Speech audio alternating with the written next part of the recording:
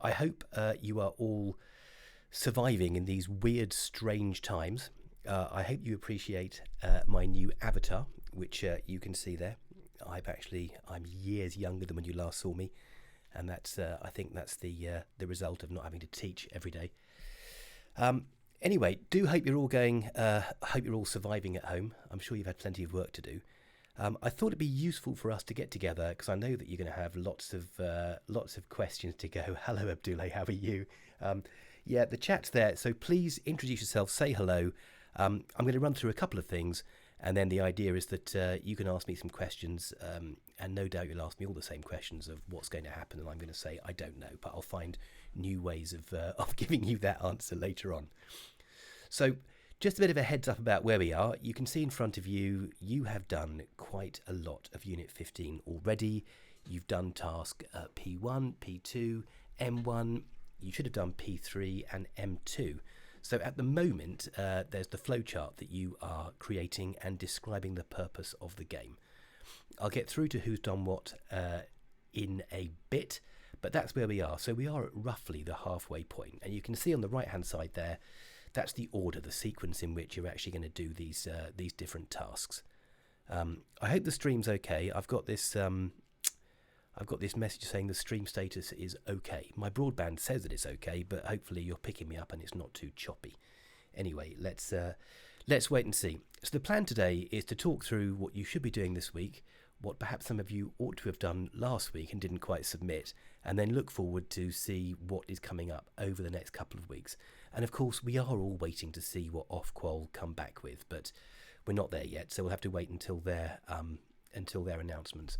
Hello, Simona. How are you? Nice to see you. Well, not to see you. Nice to nice to be able to contact some other humans. Actually, it's all a bit strange being stuck at home for days on end, not being able to see your friends, which in my case isn't too much of an issue. But so let's push on and have a look at the next part, which is going to be the fact that I've learned to put a dancing banana on screen. Okay, so this is my latest thing. I'm using my Stream Deck, which is very exciting. So I apologise in advance for any stupid things I might put on there, but it does amuse me. So there we are. So a quick presentation on P4. I thought I'd run through exactly what it is that you need to do. This is a very cut down version of what is already on YouTube, but I thought it might be useful for me to whiz through these very, very quickly and let you know what you should be doing.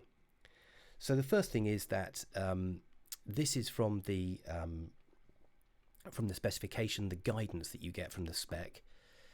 And for some reason, my thing doesn't seem to want to work. There we go. That's better. So this is where we are. We're about halfway through, and the lion's share of it is done, although you've still actually got to write the game and make the game, which is going to take you some time, but you should by now have a fairly clear idea of what it is that you need to do. So this from the spec, learners required to produce a logic structure, and I very cunningly made you do this by mistake for P3, so some of you will actually have already written this, so you can thank me for being so organised in advance, but this is actually quite a straightforward task. And I don't think in total it will take you more than an hour or two to get maybe an hour for the flow diagram, and maybe an hour and a half to 2 hours to do the purpose of your game. But I'm jumping ahead. So required to produce a logic structure, which doesn't help us at all. Hi Joe, how are you? Nice to see you. Just woke up. That is shocking, Simona. Yes, good morning. Good, you are all turning up. I'm quite impressed that you're out of bed, I have to say, because I'm sure that some of you have been laying in bed quite late, but I could be completely misjudging you. Probably not. So where are we? Must include suitable documentation identified in the teaching content and may include diagrams, and that's the kind of hint there. So let's jump in with a bit more detail. What needs to be there, a clear definition of the objectives of the game. And don't forget for this, hi Shillan, how are you? Are we getting slightly concerned about Liverpool and the Championship? We probably shouldn't talk about that, but it would be a terrible thing. So the clear definition of the objectives of the game, we'll get to that, and then a flowchart showing the flow of the game. If you remember, I've put a video on YouTube. Yeah, good, Chillen. I'm glad. I've put a video on YouTube that shows you the sort of things that people have produced before. You might find that more useful than me chattering away because of that. You still might get the title, but it would be really shocking if this was the next worst thing since the Steven Gerrard slip against Chelsea, which I'm sure Joe has never let you forget.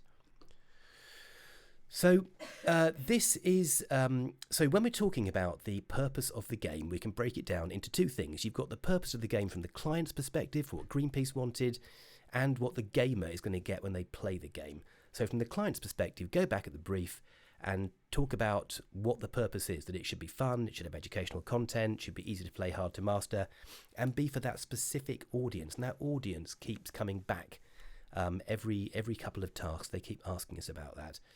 And then we'll look at the end user in terms of the rules and the players. So it's not a huge bit of work. People ask how much, a side and a half perhaps for this purpose of the game. If you write 2/3 of a side, it ain't going to be enough. If you've written 4 sides, you've probably gone into more detail than you would need to, but don't let that stop you. Excuse me. So in terms of the client, talk about what the player will learn, and then talk about the stipulations about it being easy to play, hard to master, and who the target audience is.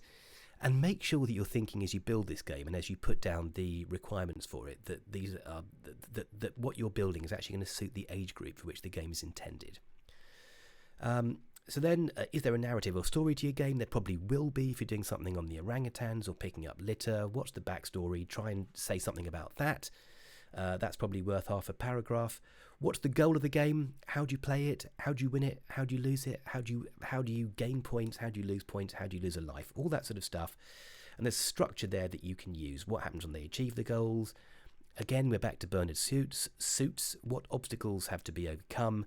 What's the win state of the game? Those are the things that you definitely need to have in there. And don't forget, this is just the same thing that you did for P1 and M1, except you're talking about the game that you've devised rather than the one that you play. That's the only fundamental difference. Progression, how you progress, how you score points, all that sort of stuff. So these are just ideas that you can include. When I finish doing this stream, I'll stick it on YouTube so you can go back and pick out the key bits that you want to do. Then we can look at competition. You could talk about high score. You could talk about the fact you might be setting up some kind of forum where people can communicate about the exciting game they're playing. But again, you don't have to. And then you've got to make a flowchart. I'm not going to focus on the flowchart today because that video that I've got up there on P4 tells you exactly what you need to do. And you are experts in flowcharts.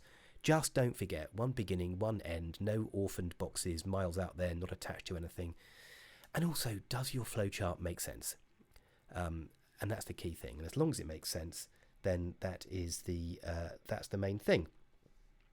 So I think we can tick the box and say that we have achieved P4, and we know what you need to do. So we'll go on and have a look now at the submission status and see where we are. Okay, I won't do any more of these now, but it is honestly just too much fun. This is the deadline. This is the set of deadlines that are out there. You had all done quite well for the first couple, but I have to say, and be honest with you, the work has not exactly been turned in very well for the last one. I do kind of understand this because everything's slightly up in the air, but at the moment, we're acting as though the coursework has to be in and we're going to mark it, and that's what will go to the exam boards. Of course, we don't know, but as soon as Ofqual come in and tell us what the plan is, you will be the first to. And here's a word from my sponsor. Don't let your dreams be dreams. Yesterday, you said tomorrow, so just do it! Make your dreams come true! Just do it! He would make an excellent teacher. I'm not quite sure how long he'd last, but he certainly would make an excellent teacher.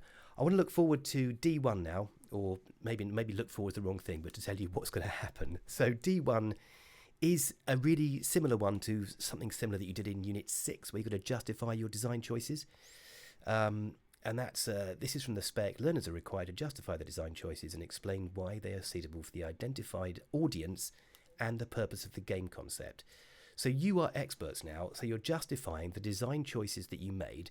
And if you look at the bottom of that white sheet beneath the title that I'm reading out to you, the ways in which you could explore this purpose of the game, perspective, the player and non-player characters achievement. So those are your design choices, all of that sort of list that I've got at the bottom of that card, and you're simply going to explore those through the lenses of audience and through the lens of purpose of the game. So justify your design choices. So for example, you pick I don't know, the perspective that you chose to play it at. How does that suit the audience? How does it suit the purpose of the game? So you're looking at the brief and you're looking at the audience, and I've kind of explained that underneath there. Justify your design choices. How does your design suit the audience and meet the brief? This is not a long piece of work. I reckon this will run to 1.5 to 2 sides of A4. It's the sort of thing that, having built your game, you could probably do in an afternoon without any problems at all. All right. So I think that's probably what you'd be looking at for D1, and you could well get ahead of the game and get that done, hopefully over the holidays, but we'll give you a bit more time to get that one sorted out. But don't forget, the deadlines are actually quite tight on this, so we are going with the assumption that they do really want it in. So here we are. We have reached the end of this. I never thought it was going to start, and well done for turning up, because I very cunningly managed to set this for being 11 o'clock at night, and I couldn't work out why it was working. So well done for actually reading my instructions. I just need to reach the next step and actually learn to read the time, tell the time myself. We have reached the end. I'm going to have a look through your comments. If you've got anything... who's in bed? That is shocking. Joe is good. Shillen's good. Who else have we got here? Shillen misses school. I know it is a bit strange, isn't it? Who have we got? We've got 9 people online at the moment. Have any of you got any questions on what you're doing? You can enjoy some fireworks in the meantime. Okay, it wasn't quite the last thing, but I just couldn't help myself.